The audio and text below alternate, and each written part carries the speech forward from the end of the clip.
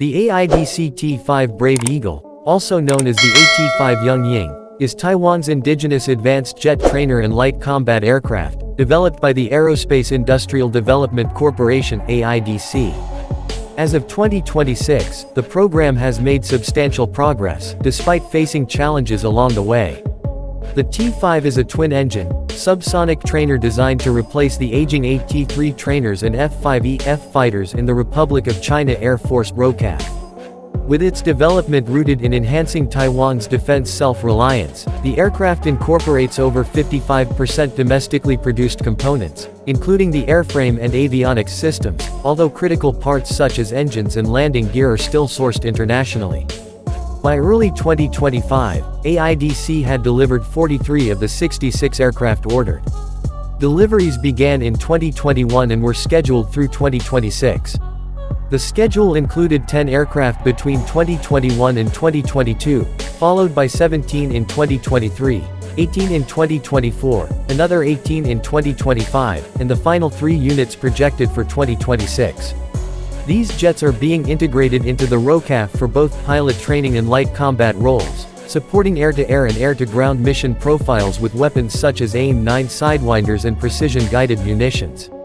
Despite its advanced capabilities and modern cockpit systems, the T-5 encountered supply chain issues in 2024 and 2025, particularly with imported components like the emergency canopy systems, landing gear actuators, and some hydraulic parts. This caused delays in the aircraft's rollout, although measures were taken to localize certain components and accelerate deliveries. In a significant setback, the T-5 suffered its first crash on February 15, 2025, during a routine training flight over the sea. The aircraft experienced an engine failure and was lost, although the pilot successfully ejected and survived.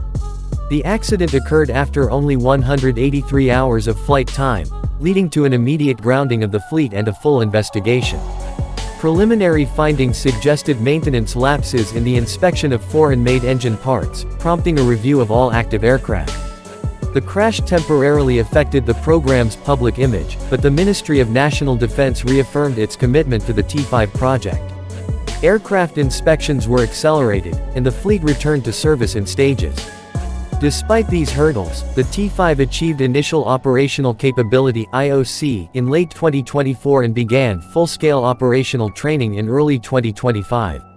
The ROCAF also restructured its training command, placing it directly under Air Force headquarters to ensure better coordination in integrating the T-5 into the training pipeline.